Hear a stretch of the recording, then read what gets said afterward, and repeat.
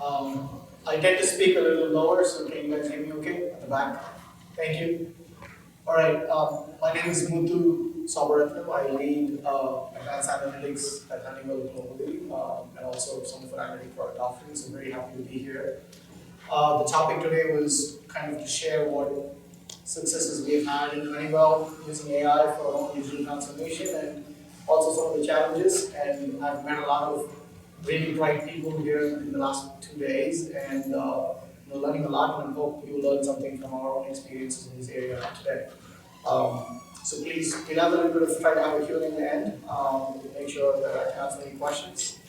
And if you have more, I'm always happy to discuss with you outside the room. So thank you. All right, so a little bit about Honeywell. We are leaders in aerospace, safety, productivity solutions. So we manufacture all the way of gears for firefighters to engines for airlines. And we are over 90% of the new buildings with our control systems for energy. And we're one of the largest manufacturers of sustainable chemicals and supplies for refineries. So we have a Solstice product that saves over 42 million cars worth of emissions every year. It's in every air conditioner you can imagine in the world. So there's a lot of products that we do today that are industrial scale for the world. And recently, a couple of 4 years ago, as all of us know, there are two big themes that's taking over the world. One is software is eating the world, and the other one is AI. And so the combination of those two is called intelligent operations, and we've created a new enterprise unit called Honeywell Connected Enterprise. The purpose of this is to create industrial-grade software that provides AI-based intelligent operations for all of those field devices that we have for customers. I'm part of that organization. I'm very happy to kind of talk to you about our own digital journey and how Honeywell Forward, which is our vertical suite of platforms, is helping our own digital transformation as well. So we really care about sustainability. These are broad themes in all of our products in Honeywell. More than 50% of our products are all aimed at sustainability, and the ratio is going up. We have already declared by 2035 will be carbon neutral. We have a big play in safety and security, and I think in the keynote today there was a good point that Lisa made from Data Robot. It's a use case driven approach for AI, and all of our use cases are married to one of those pillars you see on the screen, and that's how we are extracting value using AI for digital transformation. We find it to be a very powerful, what I call as North Star, to make sure that we are focused on either improving sustainability or getting value from the operations or making a secure future, or healthy buildings and healthy experiences have become a big theme after COVID. So that's also something we focused on. A future we're going towards, and we already see shaping up, is a very connected future. Now, how do you run a manufacturing plant from a coffee shop? That's essentially the goal. It's technically possible, but there's a lot of different things that needs to come together for it. We believe in a world where everything in the factory floor and the buildings is connected. Like I said, 90% of the buildings that comes up new has a Honeywell building control management system at the back here that's actually controlling your air conditioner, your chiller temperatures, your fans, and there is a lot more devices that is sensing who is in this room and occupancy. And the same thing are happening in the factory. So all this mix, we believe, is brought together with the new tech, and AI plays a very significant role in bringing the OT to the IT. And that is what we are really focused on enabling. And the way we do it is actually solving different layers of the problem. The first problem is after the use case, which is a focus on the teams. We want to make sure that there is a lot of data and context that's being captured, and it is not possible through traditional methods. The traditional IT projects or OT projects take 6 months, 8 months to consolidate. We are finding AI to be a very useful, and I'll talk a little bit about that later in the deck, to be a very, very useful engine to create more context automatically. And simplifying the ops layer, that's pretty straightforward. We are really focused on buildings because they seem to have more than 60% of the emissions in the world is coming from buildings. This is just everywhere. So factory is a building, this is a building. And we're very focused on optimizing building efficiency, and it's a way of contributing to the environmental economy. And we see a lot of value in what we call as autonomous operations, which are they're very simple AIs, but they're very powerful. What do I mean by that is, if there is no autonomous energy management suite on this building, an operator would probably have created a rule-based engine on the BMS control system saying 7 a.m. in the morning or 8 a.m. start putting the temperature to X, 6 p.m. most people are gone, take it down to 67, 66, similar to what used to happen in your house, right? So you probably didn't even change in your house. And then Nest came along and Nest simply said, I'm going to change it 5 times a day as opposed to 2 times a day. And I'm going to save a little bit more energy because when nobody's in the home, even during the day, I can shut it down a little bit down. Right? My AC doesn't have to run anymore. Well, our energy optimization solution in the most digitized building in the world, Burj Khalifa, does 15,000 set point changes a day, automatically. There's no human in the loop. It's making sure that it's always trading off occupant experience with energy utilization. And throughout the day, it's automatically changing set points as needed throughout the floors. And imagine if we get 20% up energy savings on a building that's just was built with the most sophisticated technology in the world. So think about what AI can do on top of. So you build, it's already a very digitized building when it came up, and then we put our AI on top of it, and we're able to scale another 20-25% just by what I call as continuous operations through the day. And that is the biggest opportunity when it comes to digital factories.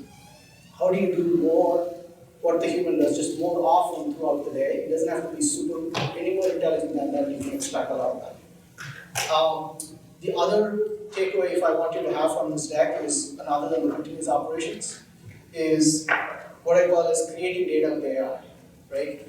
So most of the companies, we started the same way as everybody else, that we started looking for projects where there's a lot of data first, so we can create value.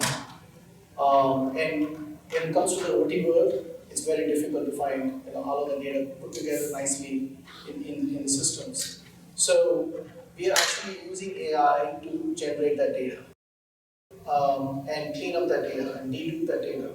And it so happens that it actually is very, very efficient in doing that. So most people spend their time on the set number 2, which is for visibility, number 3, closed loop AI, and then they can only do so much because they aren't spending time on the number 1, which is unlocking the data.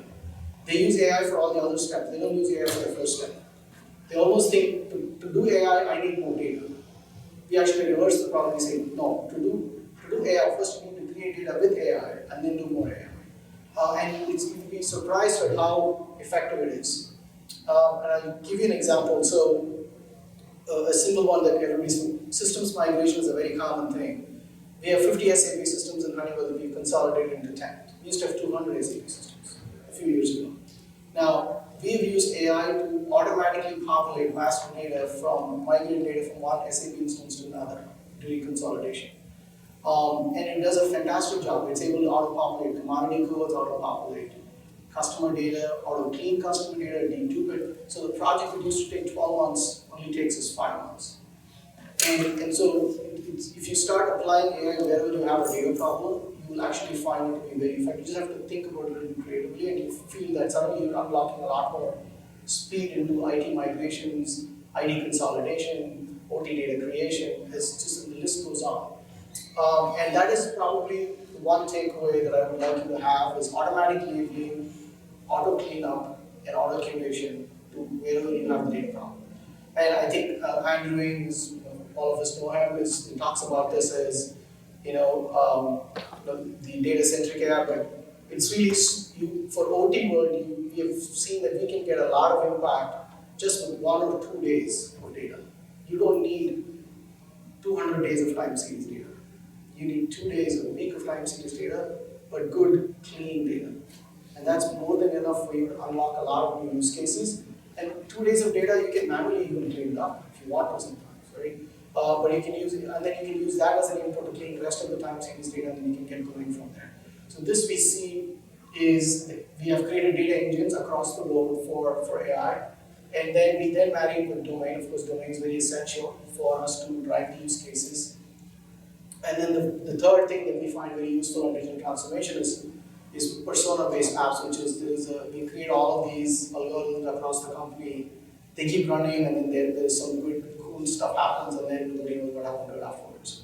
So one thing is, that I think most of you are trying to probably consolidate into that into some environments. But even after you consolidate, the output of the AI ends up in a dashboard and nobody looks at it, and nobody's actioning it.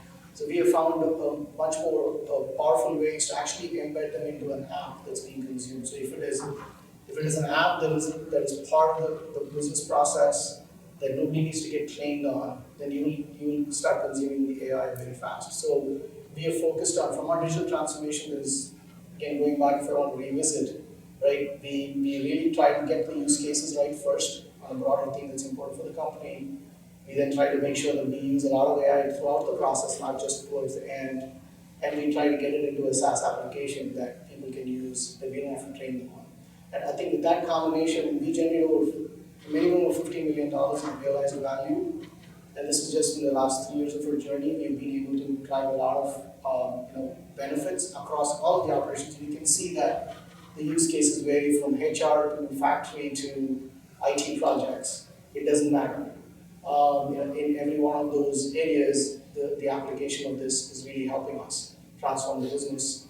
We are really excited about some of these future technologies, again for the same reason, not for the cool factor. One is absolutely the video is really kicking up in terms of use cases. The video analytics is going to be unlocking a lot of use case for us. And we really think that the augmented reality unlocks a lot of productivity in the services business for us, right? So that's something that we're seriously looking at.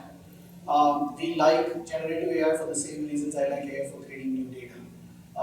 It is able to, I think it is, again, creating anything that creates new data with AI is a cool tech to really seriously look at, but it's a little bit away, it's 3 to 5 years away from it. I think my alarm's going off. So, sorry. Okay. And then, of course, the other tech you're probably familiar with. So with that, I'll pause, and I'm happy to answer questions on how we drive changes, but I want to take some time for Q&A, if there's any questions from the room. Yes? One question. You wrote one of the slides about price optimization, about inflation. Yes. This is elaborate a little bit about what you was thinking about. So we have anticipated double-digit inflation for almost 18 months now, and so we have pretty much revisited every contracts we've had with our customers. We've done multiple price revisions, and it is also supported by AI. So we've got an AI engine that actually helps our deal desk come up with the right discounting when the deal is in front of the table.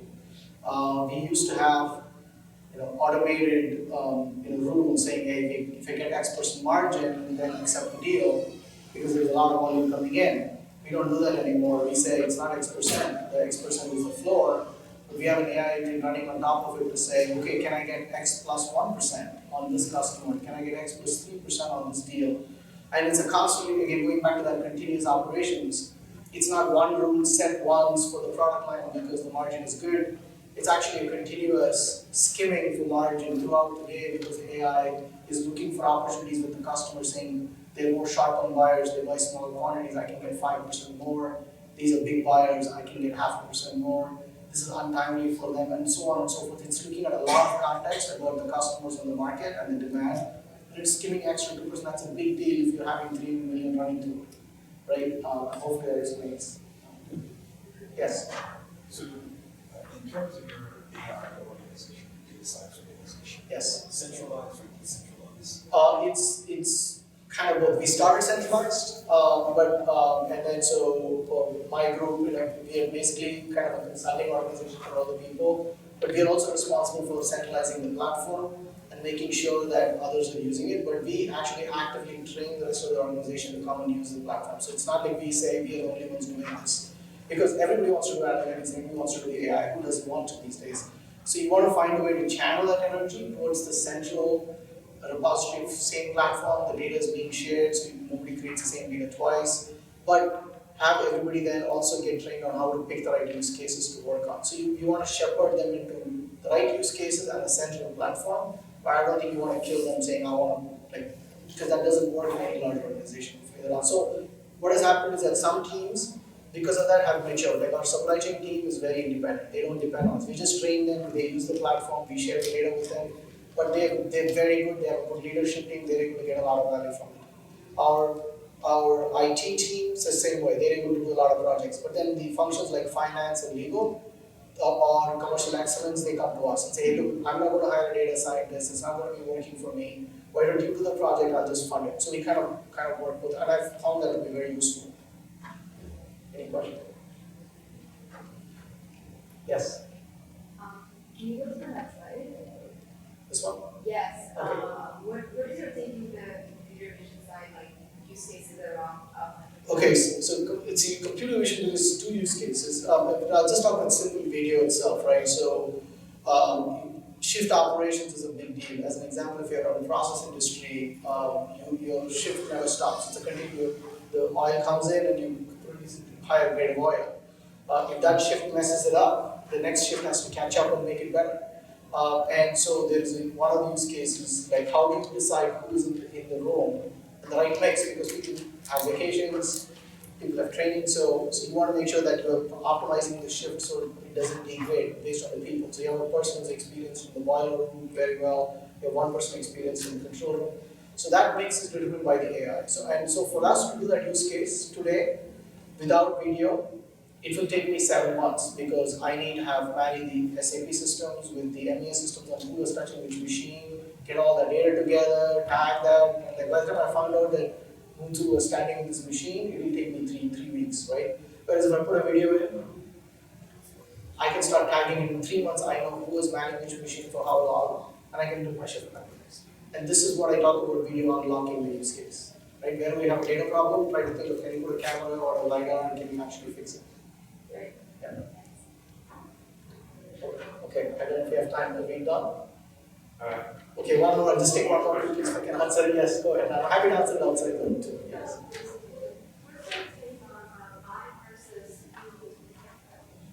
I would say you have to have a core team in your domain who understands your use cases for sure, right? Because that's what makes sure that you're chasing value the right way. Is it matter to your CEO? Can they understand it and can they chase it? But then you can then have a build team that is based on just pure skill set. Like can they code well? Can they programmatically do structured coding? Can they do reusable code? So there is a technical evaluation team that you can use the buy for, but I would definitely have a core team that's focused on the use case for your domain chasing. Okay, thank you.